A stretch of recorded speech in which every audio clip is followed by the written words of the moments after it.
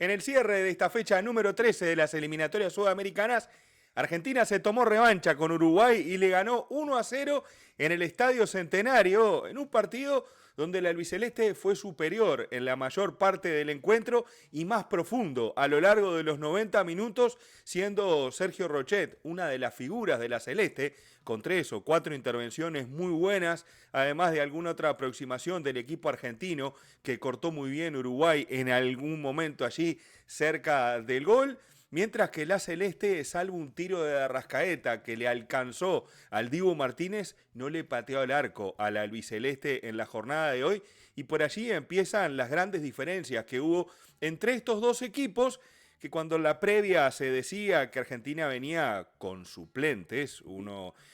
a veces, a mí por lo menos me causa gracia cuando se habla de los suplentes de Argentina, una selección, un país como Argentina y un fútbol como el del albiceleste que podría armar dos selecciones competitivas en la eliminatoria, presentarse con dos equipos distintos y clasificar a los dos equipos al campeonato del mundo, más allá de la posición en la que esté, pero seguramente clasificarían esos dos equipos hipotéticos, dos planteles completos de Argentina, los podrían combinar y clasificar al campeonato del mundo. Uruguay no tiene esa posibilidad. Uruguay, cuando no le faltan algunas de sus figuras, obviamente se nota la baja en el rendimiento. Bueno, lo vimos después de la Copa América con las suspensiones y las ausencias que tuvimos, que nos llevó a no obtener todo ese potencial y no poder rendir y no obtener los puntos que se necesitaban en aquel momento. Y en la altura de la temporada a la que se juega este partido también incidió Federico Valverde, que estaba quemando aceite promediando el primer tiempo. Hay una jugada donde va un pase al costado, donde ya se notaba que no estaba bien físicamente, donde Rodrigo Bentancur fue el único que estuvo a la altura de las circunstancias del partido. Jorge de Rascaeta, el trotecito en la mitad de la cancha, cuando entró De la Cruz, un trotecito más rápido y nada más. A De la Cruz, que lo escuché al final del partido hablar, quejarse del estado de la cancha del Estadio Centenario, mi amigo De la Cruz, para tirar los corners no es necesario que la cancha esté en buen estado. Tirar un centro de porquería no es culpa ni de los teros ni del mal estado de la cancha, simplemente que usted no ha tirado un córner como la gente y no aprovechamos las poquitas aproximaciones que tuvimos al arco del Dibu Martínez. Más allá de eso, y que Argentina, mejor dicho, que Uruguay empezó dominando el juego con 15, 20 minutos muy buenos, de la mano de Rodrigo Bentancur, que era el que marcaba el tiempo del equipo uruguayo, tratando de tocar, abrir la cancha, ser profundo, pero Argentina bien parado logró aguantar ese buen momento de Uruguay y evitar que el toque, el pase final, esa jugada profunda no llegara a destino. Uruguay que primero con evoluciones cortas intentaba ganar las espaldas, especialmente de Nahuel Molina por el costado derecho de la defensa argentina, pero ni Darwin Núñez ni las caídas de los volantes llegaban a concretar en el área y salvo una situación donde a una vez más a Maxi Araujo le queda la pelota para la derecha y tiene que acomodarse para poder pegarle, Uruguay no generó eso de estamos ahí, los tenemos. El buen trabajo de Paredes, la movilidad y el buen trabajo de McAllister y de Enzo Fernández empezaron a ganar esa mitad de la cancha ante el desgaste uruguayo que se diluía en tres cuartos. Y una vez que Argentina logró sacar al equipo, donde Simeone empezó a encontrar por banda, al igual que Thiago Almada, una de las figuras del partido que hizo el golazo que definió este juego, a los 67 minutos sobre el arco de la tribuna Amsterdam, nada que hacer para Roget, por cierto, lo dejaron patear solo y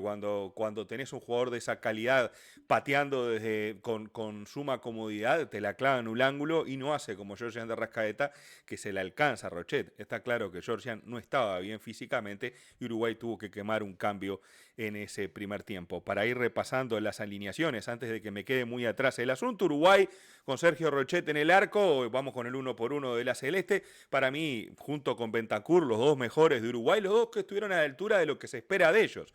un par de buenas intervenciones en la primera parte, una salida y un par de pelotas muy buenas cortadas en el segundo tiempo terminan haciendo de Rochet uno de los puntos altos de Uruguay y explicación de por qué Argentina no se puso antes en ventaja en este partido. Naita Hernández, una cosa que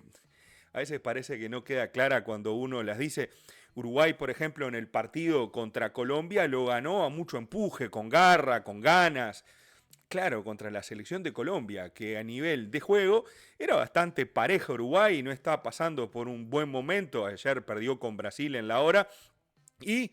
a ese tipo de equipos te los podés llevar puestos con cierta intensidad, con garra, metiendo. Con Argentina tenés que jugar también. Y hoy Uruguay, sí, metió, fue para adelante, le puso ganas, pero se encontró con un equipo muy superior que tenía los conceptos bien claros de lo que tenía que hacer y que evidentemente los futbolistas, más allá de que sean algunos de la rotación y algunos otros que quizás están jugando sus primeros partidos en la eliminatoria, como Simeone, por ejemplo, o como Thiago Almada, más allá que ya tiene más recorrido en la selección argentina, pero más constante en los equipos titulares, y se te va a complicar porque le tenés que poner juego, le tenés que agregar intensidad, tenés que meter mucho, y puede ser que no te alcance porque Argentina es un muy buen equipo de fútbol, un señor equipo de fútbol y que te puede ganar. El partido que se hizo en la Bombonera fue extraordinario, por eso se ganó. Y este partido no vi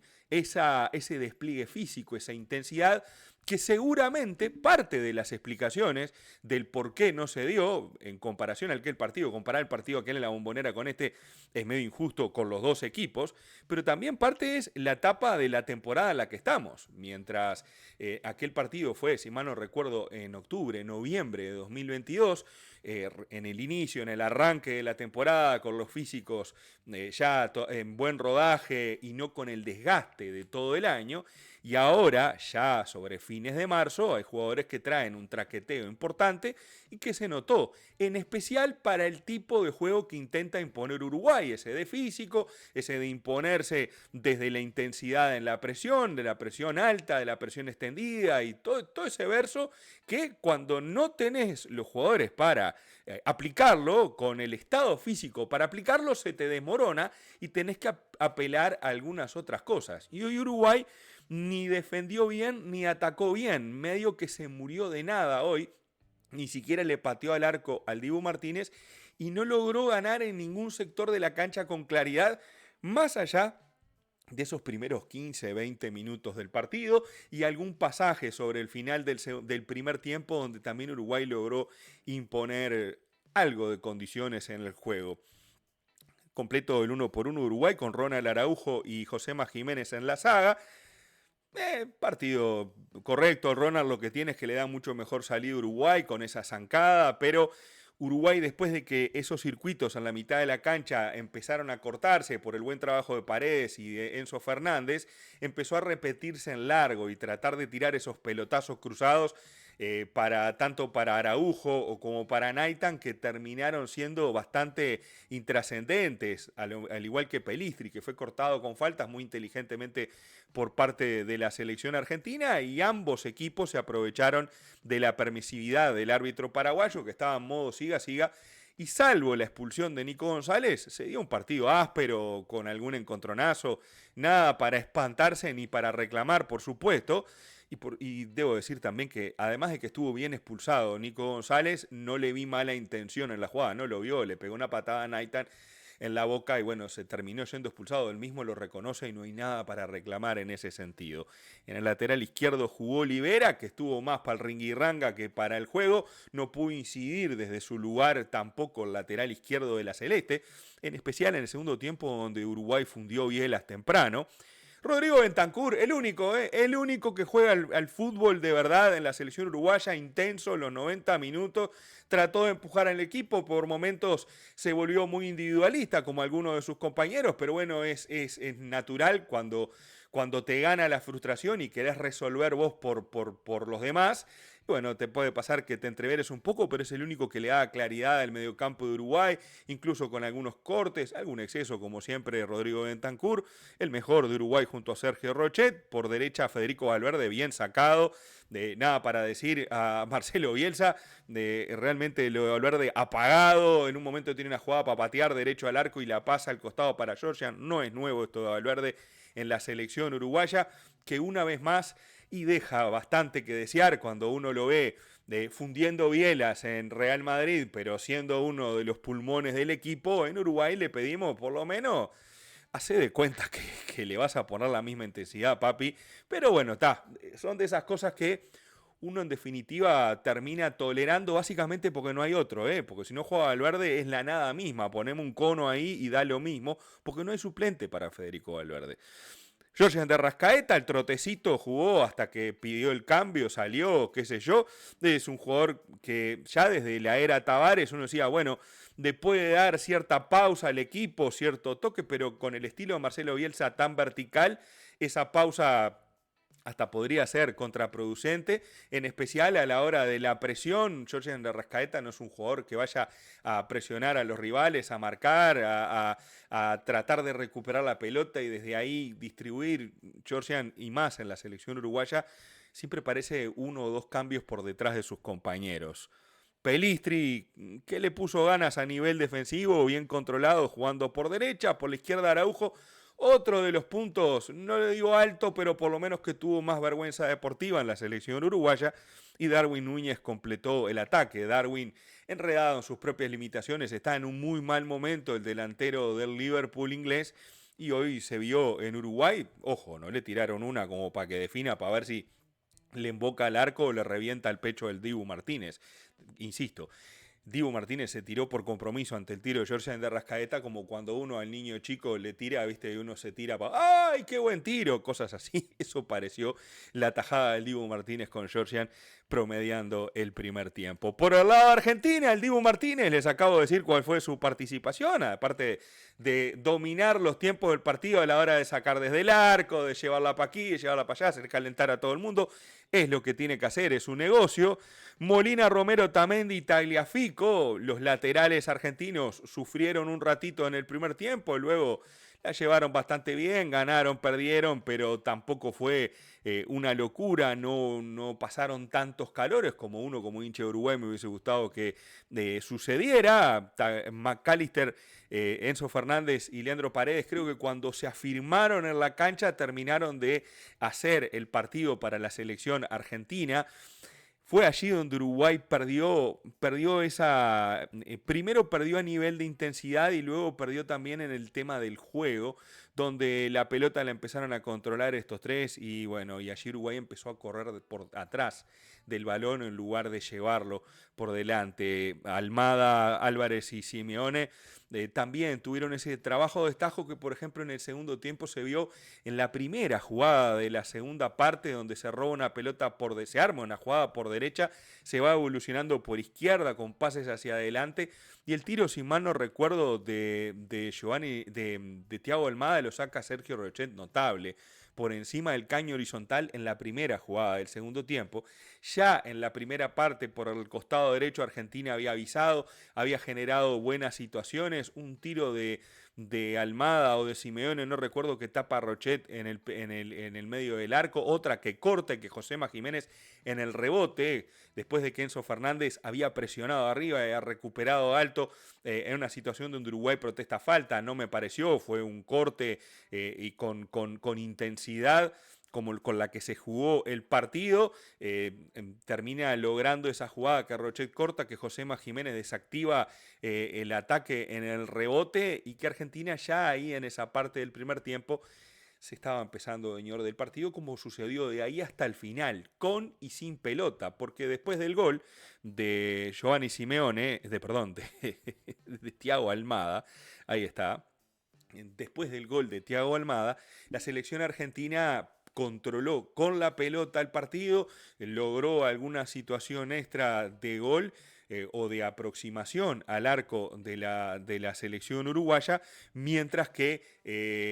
cuando no tenía la pelota, los cambios que fue haciendo Lionel Scaloni y también el posicionamiento del equipo argentino, desnudó todas las limitaciones de Uruguay para la creación de juego, esa que si no pasaba por los pies de Bentancur era muy difícil que sucediera algo parecido a una jugada y bueno, Uruguay no logró ni con los cambios poder cambiar un panorama que pintaba feo desde ese minuto 67, cuando Thiago Almada la clavó en el ángulo de Amsterdam para poner el 1-0. Había ingresado unos minutos antes Brian Rodríguez por banda derecha a flotar, a no hacerle daño al campo de juego para que no se quejen luego que lo dejen en mal estado, porque Brian Rodríguez es un futbolista intrascendente en la selección uruguaya. Uno entiende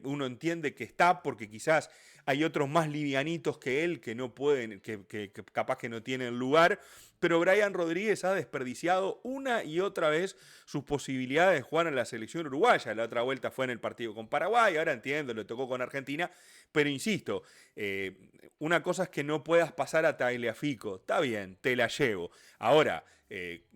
que tires un córner a las hormigas no es culpa de nadie, es culpa tuya que sos limitado o te pesa el partido. Es fácil de explicarlo. Y cuando Uruguay necesita aprovechar las pocas aproximaciones que tiene al área rival, los ejecutantes de pelota quieta no pueden fallar. Georgian tiró un tiro libre de porquería en el primer tiempo a la mano del Dibu. De la Cruz se cansó de tirar centros cortos y lo mismo los corners. Naitan es un especialista de tirar centros a los glúteos del lateral que lo marca. Y luego los últimos cambios de Uruguay, Viñas y Aguirre,